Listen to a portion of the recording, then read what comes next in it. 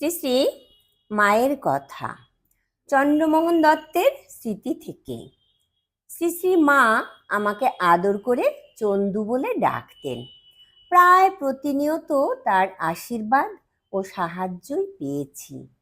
আমার জীবনে শ্রী শ্রী মায়ের অবদান অনেক, বলে শেষ করা যাবে না।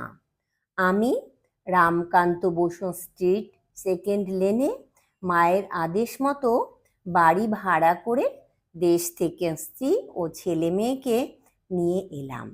কিন্তু বাড়িওয়ালা লোক হিসেবে বিশেষ সুবিধে ছিল না। প্রায়ই ছেলে মেয়ের খেলার সরঞ্জাম কখনো নিজে, কখনো বা চাকরকে দিয়ে ভেঙে ছত্রখান করে দিত।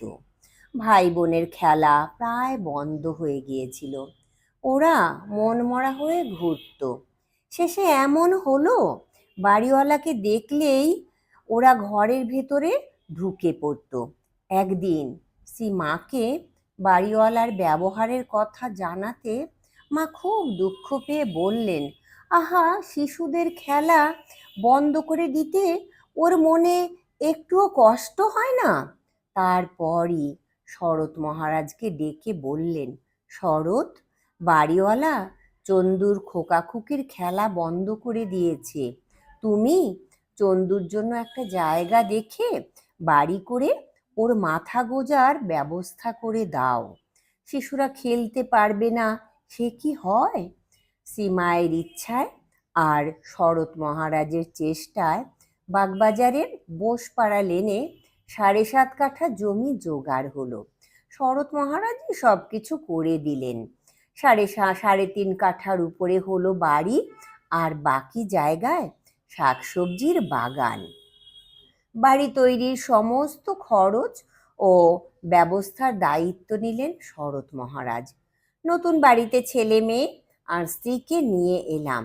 পাকা দেওয়াল, টিনের ছাদ, একটি খুঁটি পুঁতে শরৎ মহারাজ ভিত্তি স্থাপন করলেন। মা তখন দেশে ছিলেন। মাকে আগেই ভিত্তি স্থাপনের কথা চিঠিতে লিখেছিলাম।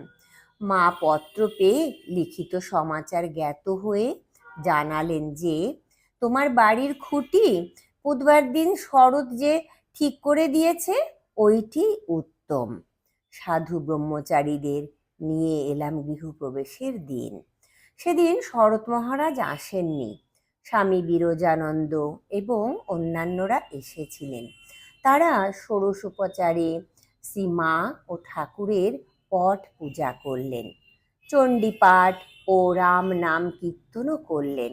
শ্রীমা স্বয়ং নিজের ও ঠাকুরের পট পূজা করে দিয়েছিলেন আগে থেকেই নিজের বাড়িতেই। সেই পট সেদিন নিয়ে বসানো হলো। আজও সেই পট বাড়িতে নিত্য পূজা হয়। ঠাকুর ঘরে শ্রীমায়ের নখ, চুল, কাপড় সব রাখা আছে। বাড়িতে শ্রীমায়ের চরণচিহ্ন বাঁধানো আছে।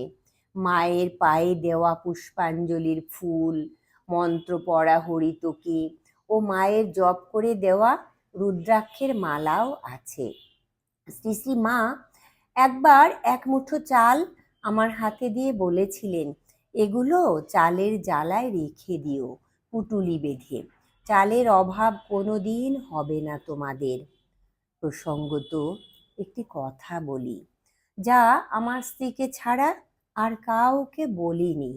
শ্রী মাকে তা তিনি দয়া করে দেখিয়েছিলেন, বুঝিয়ে দিয়েছিলেন যে তিনি স্বর্গের দেবী, মর্তে মানবী হয়ে জন্ম নিয়েছেন আমাদের উদ্ধার করতে। কাউকে বলিনি, কারণ মায়ের নিষেধ ছিল তার জীবনকালে ঘটনাটি প্রকাশ করার। একবার জয়রামবাটি থেকে কলকাতা ফিরছিলেন শ্রীমা। গরুর গাড়ি করে গোয়ালপাড়া হয়ে বিষ্ণুপুরে যাচ্ছি আমরা। আমার হঠাৎ খুব ইচ্ছা হলো শ্রীমায়ের আসল রূপ দেখার। একবার এক জায়গায় গাড়ি থামিয়ে মা বিশ্রাম করছেন গাছের ছায়ায়। নিরিবিলি দেখে মাকে একান্ত বললাম, মা, আপনি আমাকে সন্তানের মতো স্নেহ করেন। আপনার দয়াতেই আমি স্ত্রী, পুত্র, কন্যা সব নিয়ে বেঁচে আছি। সমস্ত আপদ বিপদ থেকে আপনি রক্ষা করছেন, তবুও আমার একটা অতৃপ্ত বাসনা আছে।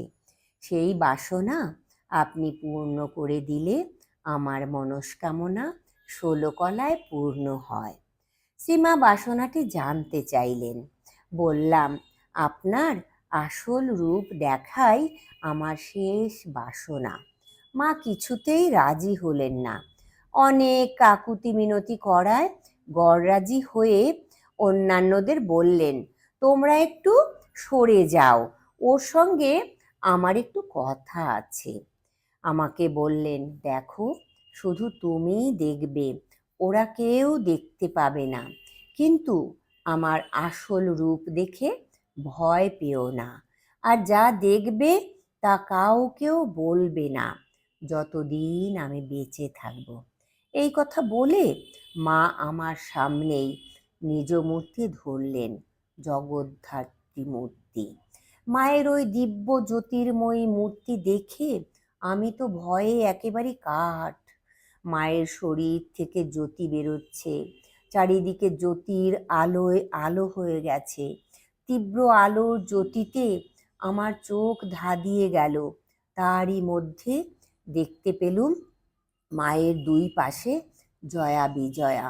আমার সমস্ত শরীর থরথর করে কাঁপতে লাগলো। কাঁপুনি আর থামে না। স্থির হয়ে দাঁড়াতে পারছি না। মায়ের পায়ে লুটিয়ে পড়লাম। শ্রীমা জগদ্ধাত্রীর রূপ সংবরণ করে মানবী হয়ে আমার গায়ে হাত বুলিয়ে দিতে লাগলেন। আস্তে আস্তে আমার কাঁপুনি থামলো। স্বাভাবিক হয়ে আসতে মা বললেন, যা দেখলে তা কিছু কাউকে বলো না যতদিন আমি বেঁচে আছি। মাকে জিজ্ঞাসা করলাম, আপনার জয়া বিজয়া কারা? মা বললেন, গোলাপ আর যোগিন। জয় ঠাকুর, জয় মা, প্রণাম মা গো।